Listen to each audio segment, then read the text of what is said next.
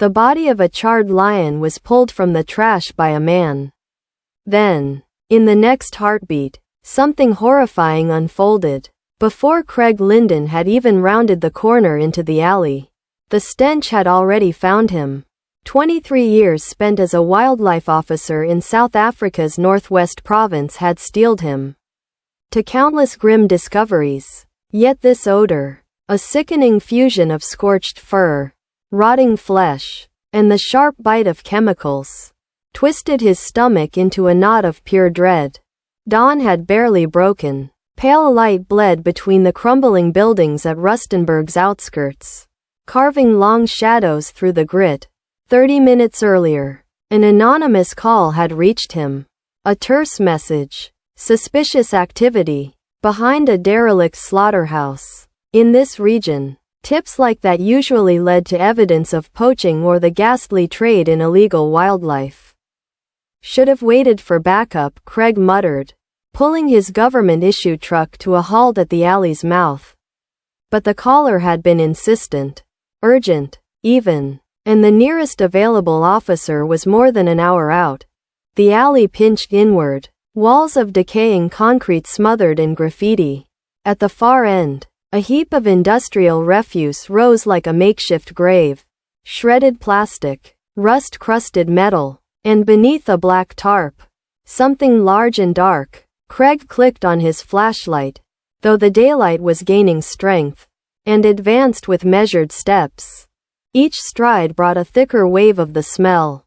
He tugged his collar over his mouth and nose, but it offered little defense.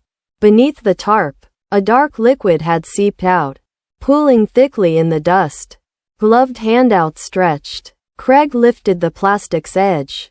What met his eyes forced him back a step. His flashlight nearly slipped from his grip.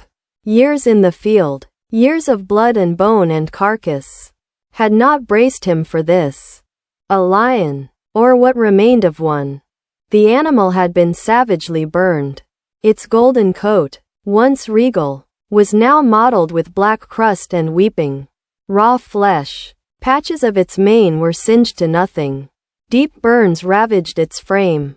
An adult male, he gauged, probably pushing 400 pounds before cruelty had whittled it down to little more than a skeleton draped in ruined skin.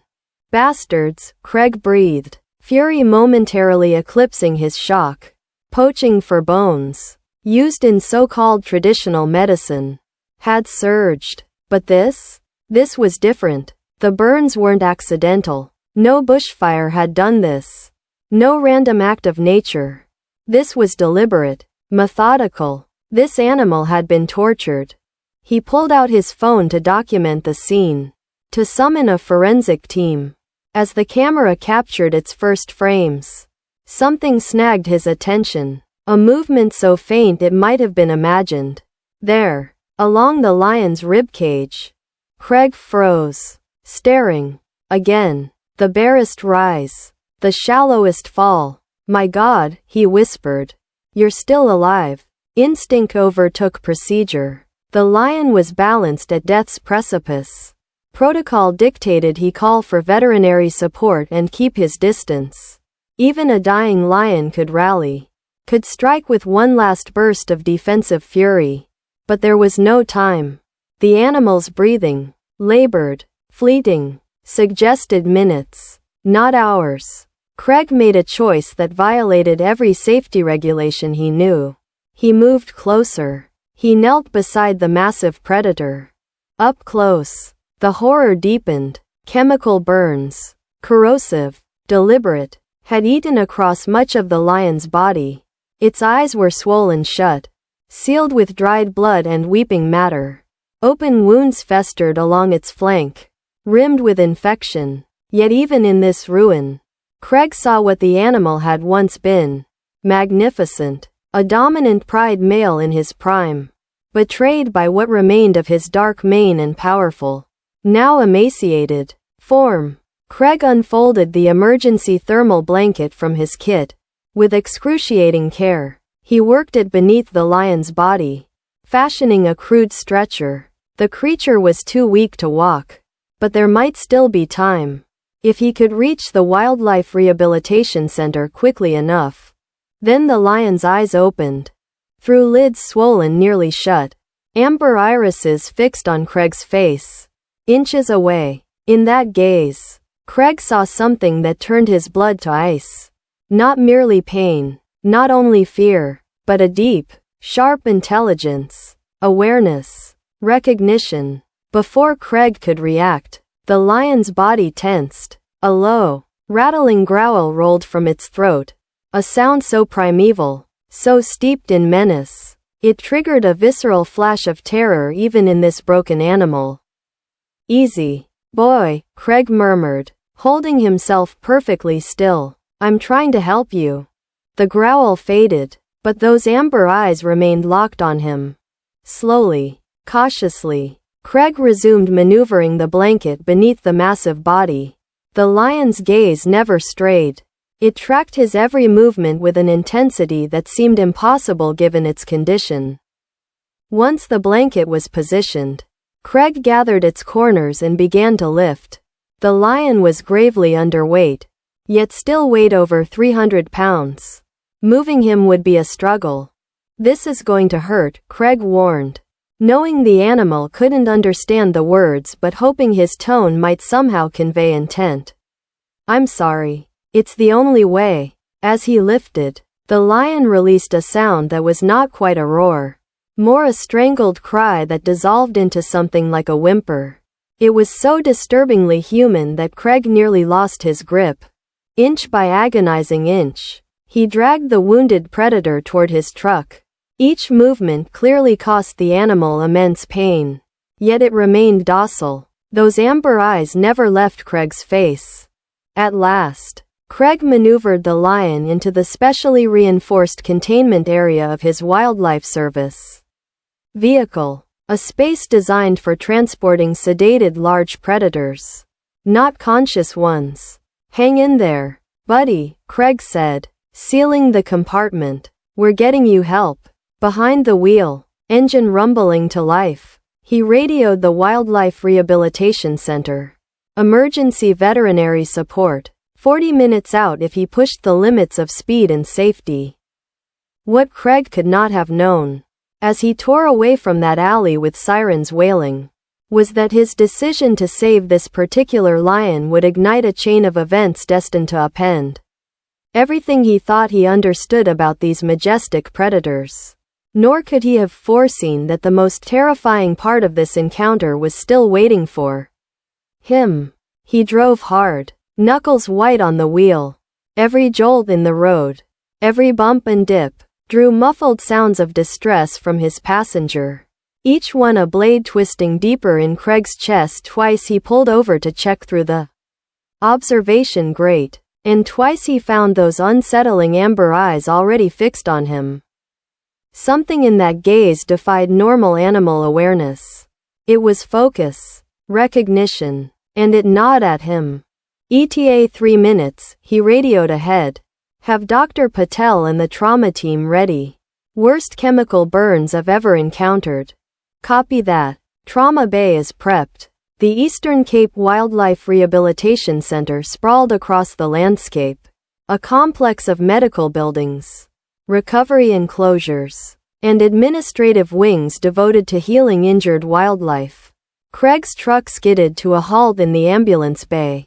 Dr. Amara Patel and her team surged forward, a specialized transport gurney in tow.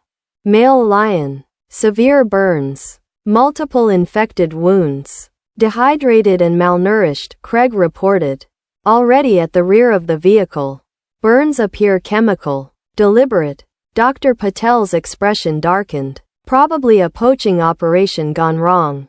We've seen more cases where they try to incapacitate animals with caustic substances. As the team prepared for transfer, Dr. Patel peered through the reinforced window. Her brow furrowed. "He's conscious. No sedation?" Quote, "There wasn't time, and I didn't have the proper dosing equipment." Her eyes widened. "You transported an unsedated adult male lion. Even in this condition. That's..." Quote, "I know it violated protocol," Craig cut in. but he's been surprisingly docile, almost cooperative. Skepticism radiated from Dr. Patel, but she turned her attention to the crisis at hand. We'll sedate him now. James, prepare 15 cc's of ketamine. Wait, the word escaped Craig before he'd fully formed the thought. Let me try something first. Before Dr. Patel could object, Craig moved to the rear of the vehicle and opened the outer security door, keeping the reinforced inner barrier closed. The lion's eyes found him immediately. That same intense, unsettling focus. We're going to move you now, Craig said softly. These people are going to help you. To the astonishment of the medical team, the lion offered no resistance. Instead, it shifted slightly, as though positioning itself for easier transfer. This is highly irregular, Dr. Patel said, her professional caution warring with obvious fascination. But we'll attempt it your way first at the first sign of aggression. You sedate immediately. Agreed. The transfer proceeded under a blanket of tension. Every member of the team braced for the lion to lash out. Even a dying predator, cornered and afraid, typically defaults to aggression. Yet the massive cat remained eerily placid as they slid the gurney beneath its burned body. Only when they lifted did it respond, a pained growl escaping its throat as movement aggravated its injuries. Incredible, breathed one of the younger veterinarians. I've never seen anything like this. Let's move, Dr. Patel ordered, her caution reasserting itself. Before this cooperation ends, inside the trauma unit, a specialized facility with reinforced barriers designed for treating large predators, Dr. Patel made a calculated decision.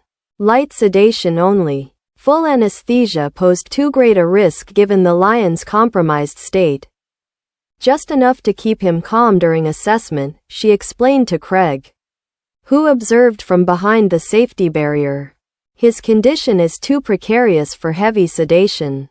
The examination laid bare the lion's suffering. Chemical burns covered approximately 40% of his body. Several wounds were infected. Blood work confirmed severe dehydration and malnutrition. And then there were the marks around his paws, his neck, consistent with restraints, evidence that he had been captured, held, and weakened over time before being burned and discarded. This wasn't a poaching attempt gone wrong, Dr. Patel concluded grimly. Administering antibiotics and fluid therapy.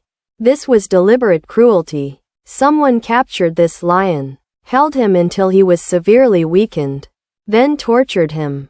But why? Asked James, the veterinary assistant. Poachers target lions for bones and hides. This damages the very parts they'd want to sell. Some things can't be explained by financial motives, Craig said quietly, his eyes fixed on the lion's face. This was about power. Domination. As the medical team worked, cleaning wounds, applying specialized burn treatments, the lion remained unnervingly aware despite the mild sedation. Those amber eyes continued to track Craig specifically, even when other staff moved closer to the treatment table. He's fixated on you, Dr. Patel observed. That's unusual. Wild lions typically don't distinguish between individual humans, especially in stressful situations. There's nothing typical about this case, Craig replied. After 3 hours of intensive intervention, the team had stabilized the lion's condition. The prognosis, however, remained guarded. Severe burns carried high risks of infection, and the animal's overall health had already been compromised by starvation and dehydration. But he had survived the initial intervention. A fact Dr. Patel acknowledged was more than she had anticipated. We'll keep him in the intensive care unit for at least 72 hours, she explained to Craig, as they observed the lion being transferred to a recovery enclosure. After that, if he survives, we'll move him to a longer-term rehabilitation space. What are his chances? Craig asked, dreading the answer. Dr. Patel considered the question with professional candor. Objectively, less than 30%. These injuries would challenge even a healthy lion. And he was already compromised before the burns. The next 48 hours will be critical. Craig nodded, accepting the grim assessment. He had seen enough wildlife injuries to know Dr. Patel's estimate was probably optimistic. Yet something about this lion's fierce gaze suggested a will to live that transcended statistical probabilities. "I'd like to stay if that's all right," he said. "At least for today." "Of course," Dr. Patel agreed. "I know you have reports to file about the suspected abuse. You can use the office adjacent to the observation area." As Craig settled in to document the case, he found his attention repeatedly drawn to the lion in the recovery enclosure. Through the observation window, he could see the massive cat lying on a specialized cooling pad designed to alleviate burn pain. Despite the sedation and exhaustion, those amber eyes would occasionally open, scanning the surroundings before inevitably finding Craig through the glass. By evening, Craig had filed his preliminary reports and initiated a formal investigation into what was clearly a case of extreme animal cruelty. Wildlife crime forensic teams had been dispatched to the alleyway where he'd found the lion, collecting evidence and canvassing for potential witnesses. As the rehabilitation center's day staff prepared to leave, the night team taking over monitoring duties, Dr. Patel stopped by the observation area where Craig still sat. "You should get some rest," she advised. "We have your contact information. If anything changes overnight, we'll call immediately." Craig nodded, acknowledging the wisdom of her suggestion while feeling strangely reluctant to leave. "I'll head out soon," he promised. "Just want to check on him one more time." After Dr. Patel left, Craig approached the observation window. The lion was awake, those unsettling amber eyes immediately finding him as he came into view. For several long moments, man and predator regarded each other in silence. "Hang in there, buddy," Craig said softly, knowing the lion couldn't hear him through the soundproofed glass, but somehow feeling the need to say the words anyway. "Fight." As if in response, the lion's massive head lifted slightly from the padding, eyes never leaving Craig's face. A shiver ran down Craig's spine, not from fear, but from the uncanny sense that this animal understood far more than should be possible. What happened next would challenge everything Craig thought he knew about these magnificent predators and draw him into a mystery darker and more dangerous than he could have imagined. Despite his intention to leave, Craig found himself still at the rehabilitation center when dawn broke. He had dozed fitfully in the observation room's chair, waking frequently to check on the lion through the glass. The night staff had reported stable vital signs. Not improving, but not deteriorating either. In the realm of severe trauma care, stability itself was a victory. Morning brought a shift change in Dr. Patel's return. She raised an eyebrow upon finding Craig still present, but made no comment as she reviewed the overnight charts. "He's holding his own," she noted with guarded optimism. "Kidney function is better than expected given the dehydration. Infection markers are high but not climbing. He's fighting." Craig nodded, unsurprised. Something in those amber eyes had conveyed a fierce will to survive that transcended the animal's physical condition. "We need to change his dressings and reassess the burns," Dr. Patel continued. "That will give us a better sense of his prospects. The procedure would normally require sedation, but given the lion's weakened state and his unusual behavior thus far, Dr. Patel made a controversial decision. Attempt it with minimal chemical intervention. "We'll have the sedatives ready," she explained to her team. "But let's try with just local analgesics on the worst burns. His system needs a break from the systemic sedatives." Craig watched from the observation area as the medical team entered the recovery enclosure. The lion's eyes opened immediately, scanning the newcomers before finding Craig through the glass. That same intense focus locked onto him, ignoring the medical staff now approaching his massive body. What happened next sent ripples of astonishment through everyone present. Without prompting or restraint, the lion shifted position, exposing his most severely burned side to the medical team. Exactly the area they needed to access. "My God," whispered one of the veterinary assistants. "It's like he knows." Dr. Patel maintained her professional composure, though her eyes briefly met Craig's through the glass, reflecting his own amazement. "Let's work quickly," she instructed her team. "This cooperation may not last." But the cooperation did last throughout the 30-minute procedure. Removing old dressings, cleaning wounds, applying fresh medication and bandages. The lion remained perfectly still, his eyes fixed on Craig through the observation window. Only when the most painful areas were treated did he react, a low rumble vibrating in his chest that never quite became a growl. When the team finished and exited the enclosure, Dr. Patel joined Craig in the observation area, her expression troubled. "That wasn't normal behavior," she stated flatly. "Wild predators, even in severely compromised conditions, don't cooperate like that with humans." "No, they don't," Craig agreed. "But nothing about this case has been normal from the start." Dr. Patel hesitated, then shared what was clearly bothering her. "While treating his burns, we found something else, something disturbing." She handed Craig a tablet showing close-up images of the lion's shoulder area, where the fur had been completely burned away. Visible on the skin beneath were marks that made Craig's blood run cold.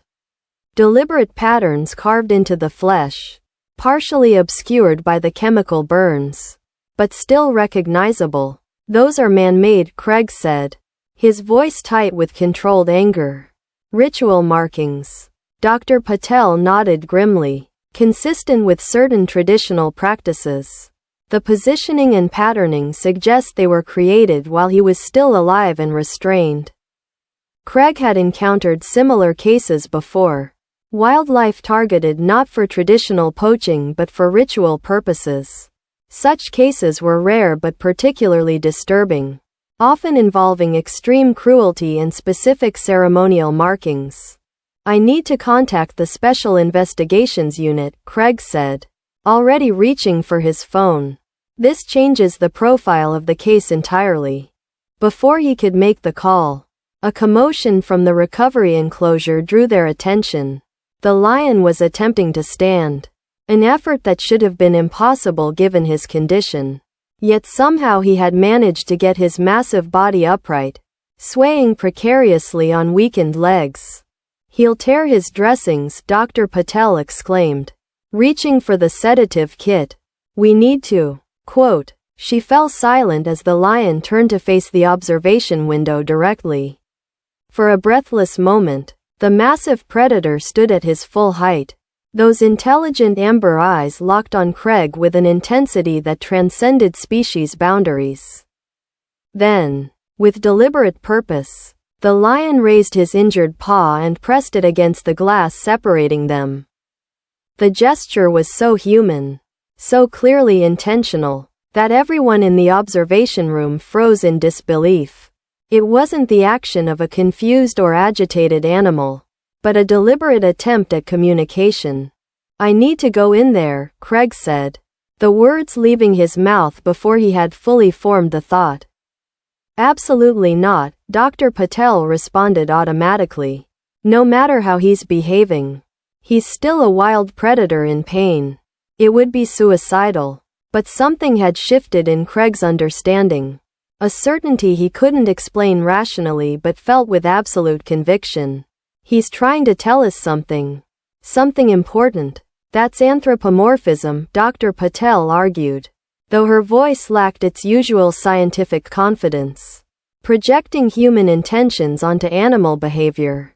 "Is it?" Craig challenged, gesturing toward the lion, who remained standing at the window, paw still pressed against the glass. The debate was interrupted by Craig's phone ringing.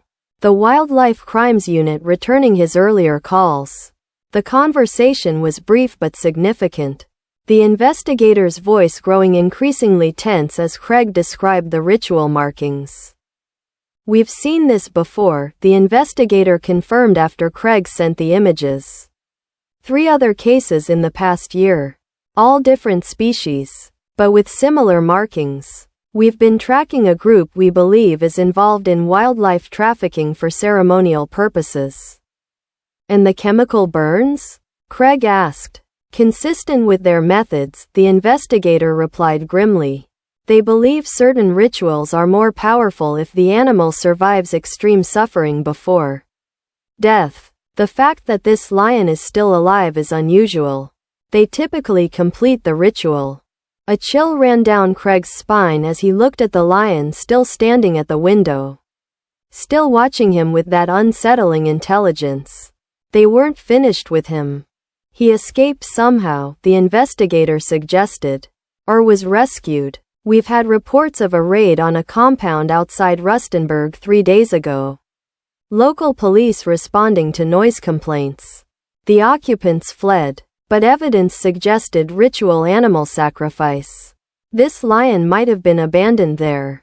After ending the call, Craig relayed the information to Dr. Patel, whose scientific skepticism was clearly battling with the extraordinary circumstances before them. It would explain the unusual behavior, she admitted reluctantly.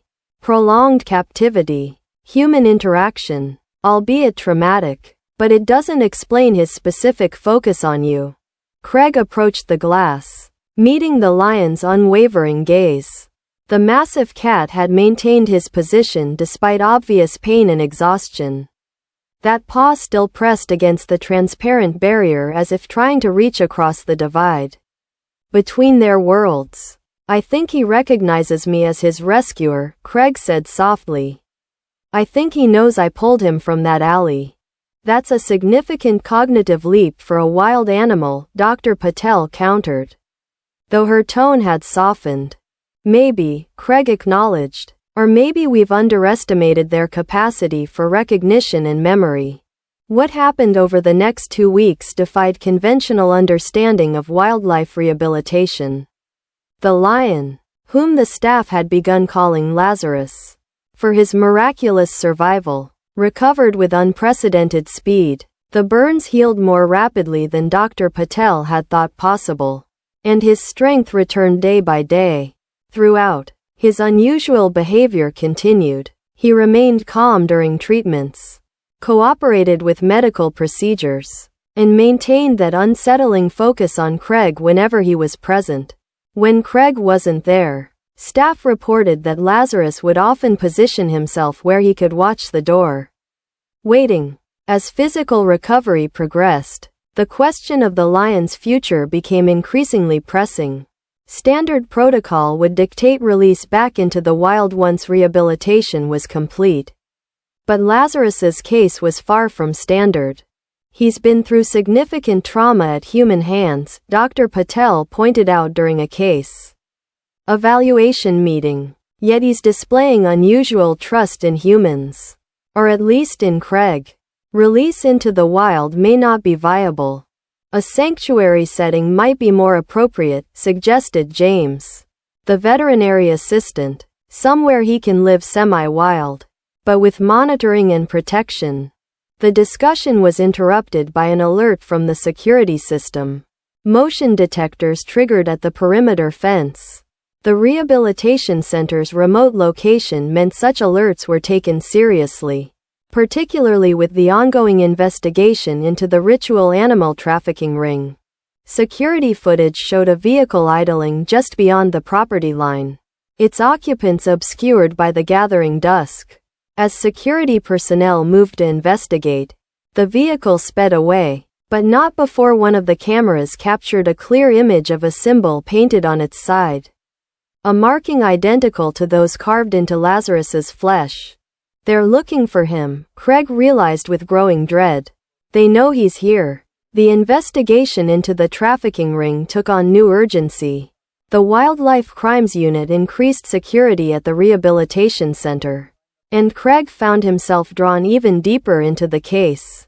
His unique connection with Lazarus provided insights that conventional investigation couldn't access. As Lazarus's strength returned fully, Craig was permitted increasingly direct interaction with the lion, always with safety protocols in place, but with a degree of proximity that would normally be unthinkable with a wild predator.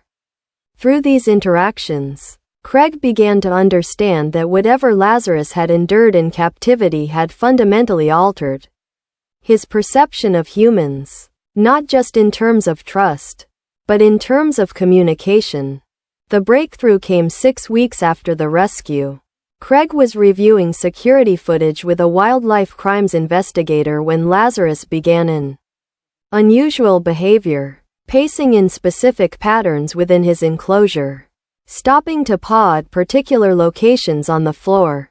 "He's trying to tell us something," Craig insisted, overriding the investigator's skepticism. He'd learned to trust his instincts regarding this extraordinary animal. Following the lion's apparent guidance, they discovered a tracking device embedded under his skin, concealed beneath the burn wounds. Technology that explained how the trafficking ring had tracked him to the rehabilitation center. More importantly, the device contained data that, once analyzed, provided coordinates to multiple locations associated with the criminal operation. The resulting raids led to multiple arrests and the rescue of dozens of animals being held for ritual purposes. The case made international headlines, not just for the breakup of the trafficking ring, but for the unprecedented role a lion had played in bringing down his own tormentors. Lazarus never returned to the wild. Instead, he became the first resident of a specialized sanctuary established specifically for survivors of wildlife trafficking, a protected environment where he could live with dignity while helping researchers better understand the cognitive capabilities of big cats. And Craig? He became Lazarus's permanent human counterpart, leaving fieldwork to head the sanctuary's anti-trafficking education program. Visitors from around the world came to learn about wildlife protection and to witness the extraordinary bond between a wildlife officer and the burned lion he had pulled from the trash. A connection that had revealed not just the darkness humans were capable of inflicting on the natural world, but also the profound capacity for healing and understanding that could exist between species.